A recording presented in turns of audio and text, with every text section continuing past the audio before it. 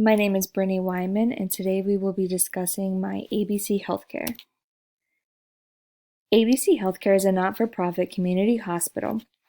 ABC Healthcare has realized, like most healthcare facilities across the world, that mental health is an ever-rising issue. According to James Lake, it is estimated that 350 million individuals experience depression annually. On average, it takes almost 10 years to obtain treatment after symptoms of depressed mood begin, and more than two-thirds of depressed individuals never receive adequate care. There is a need to find more ways to become readily available to aid in those seeking services for their mental health issues. Depression was listed as being the #1 cause of disability throughout the world in 2016. Suicide has moved up to the second leading cause of death. Suicide is currently the second leading cause of death in 15 to 29-year-olds, resulting in enormous social disruption and losses in productivity.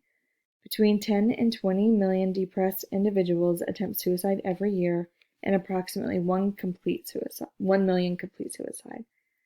There is a shortage in mental health providers, which leads to a heavier workload on those that are actively in the field. Telepsychiatry is a solution that has a rather positive outcome. It has reduced wait times for patients. It has saved them time and money when it comes to traveling and has increased their access to care. Change is not something that is always welcomed with open arms.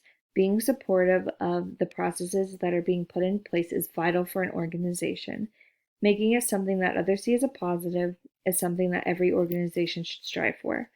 Throughout this presentation, we will discuss how implementing a two-way, real-time, interactive audio and video telepsychiatry through a secure wireless network in the emergency department in ABC Healthcare will not only be cost-effective to the patient and the organization, it will also allow more patients to be seen and cared for.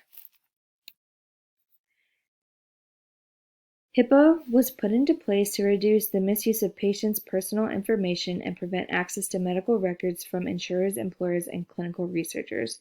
Violating HIPAA can result in a minimum fine of $100 per violation for a lesser category, all the way up to a $50,000 minimum fine per violation depending on the severity of the violation and whatever category it falls under.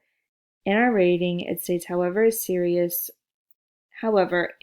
violation can cost a healthcare organization a significant amount of money. Whenever it comes to risk when implementing telepsychiatry in ABC Healthcare, we must be able to identify, assess, and manage risks. Therefore, we must implement a risk analysis strategy. Risk analysis assess potential threats and vulnerabilities to confidentiality, integrity, and availability of PHI. A risk analysis is required when setting up security management functions. This way you can prevent, detect, contain, correct any security violations that happen. There must be an initial HIPAA and risk management training implemented for new hires catered towards clinical and non-clinical staff members. These type of trainings must be conducted quarterly after the initial one. The initial training will be a lengthy one that goes thoroughly in depth. The refresher one, which will occur quarterly, will be a more condensed version, however, it will remain just as important.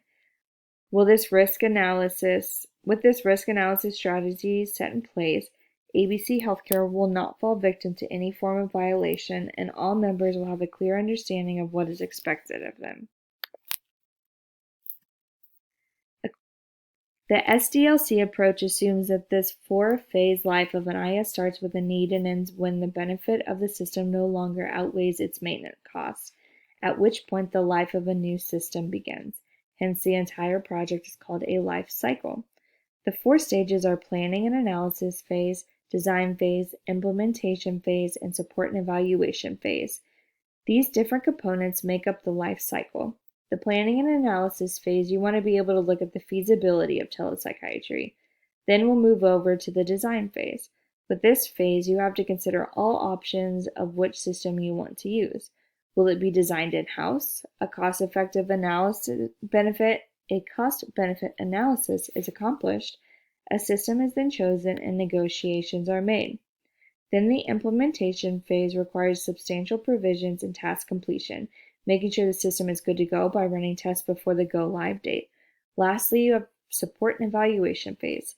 With this phase, you will focus on putting the system into operational use. Having the adequate number of people to run the system will be found out in time. Trial and error will allow you to get there. Culture is dynamic and evolving. It is stated as the cultural transformation of how disruptive technologies that provide digital and objective data accessible to both caregivers and patients leads to an equal level doctor-patient relationship with shared decision-making and democratization of care, initiated changes in providing care and practicing medicines. As technological innovations become part of the healthcare system, and as their systems all over are becoming financially unmanageable, a paradigm shift is imminent. An example of a culture factor that would be ultimately faced with telepsychiatry is getting a patient that does not speak English. What will you do in order to combat this? The process that ABC Healthcare will implement is creating a questionnaire ahead of time for patients to fill out, then having the patients complete a language background questionnaire and a short survey, and then assigning them a translator. This will allow you to better understand their need and ways to improve your processes. Language discrepancies may result in increased psychological stress and medically significant communication errors for already anxious patients, something to which patients in language-congruent encounters are less vulnerable. The Civil Rights Act of 1964 mandates all federally funded programs to provide meaningful access to care for LEP individuals. It is something that is often overlooked within healthcare facilities. However, now is the time for ABC Healthcare to change that. Having processes in place to combat these barriers is vital in making your facility successful.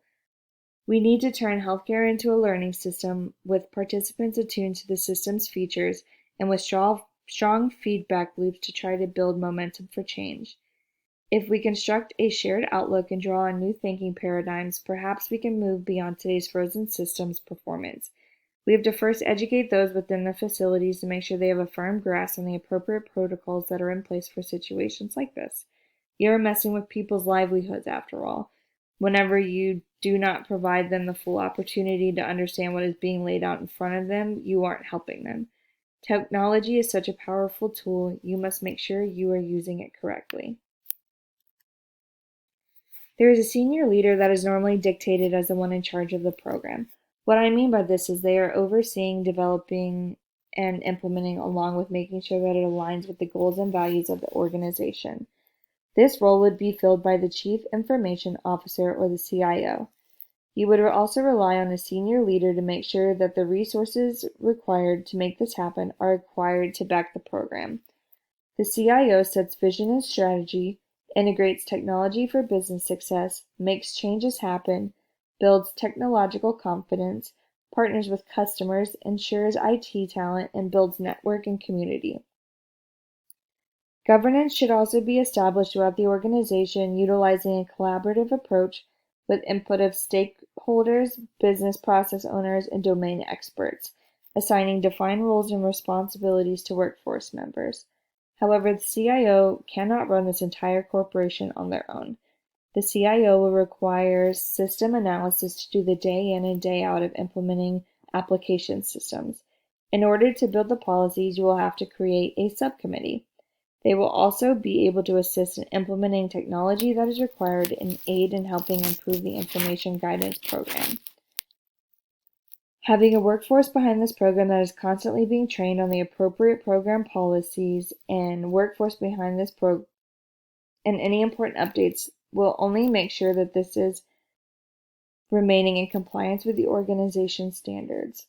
Audits must be performed in order to showcase the fact that they are trained in the practices correctly, along with having information readily available and information protected. Lastly, you will require the administrative staff and providers to have been trained quarterly to make sure they stay current and up to date with the system. That way they remain comfortable whenever using it. If the staff members are uncomfortable using the services, it will become apparent to the patient and cause a divide in their confidence in ABC Healthcare. Being able to understand where your healthcare organization stands with accurate information is the only way the healthcare organization is to achieve their goal. Implementing an information governance program proves that you are dedicated to managing your data as a valued tactical asset. Governance of clinical and operational information improves quality of care and patient safety, improves population health, increases operational efficiency and effectiveness, reduces costs, and reduces risk. There is also the triple aim that most try to achieve, and that is whenever you improve the patient experience of care, including quality and satisfaction, improve the health of populations, reduce the per capita cost of healthcare.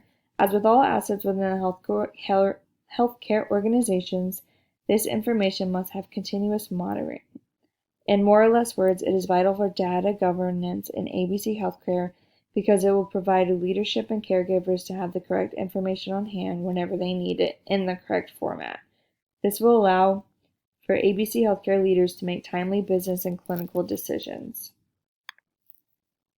Data governance refers to the organization body's rules, decision rights, and accountabilities of people and information systems as they perform information-related processes.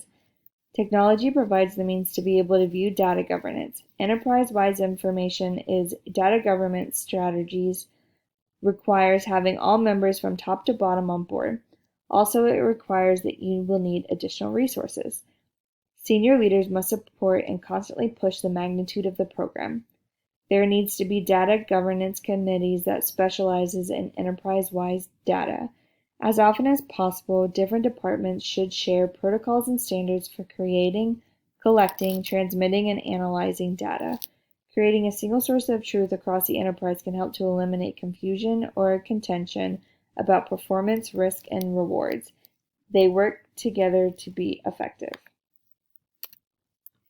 Patients' personal information that is captured by electronic health records and other forms of health IT systems, specifically the ones projected to take part in a role of health information exchange, depends on the capability of a healthcare organization or the provider to govern that data. It ensures dependability and appropriate supervisory of data across the organization, which ultimately helps increase data quality and gives end users a much larger level of self-assurance in the information they use to have business outcomes. As interoperability grows, the patients, providers, and other stakeholders must guarantee that data is exact and dependable.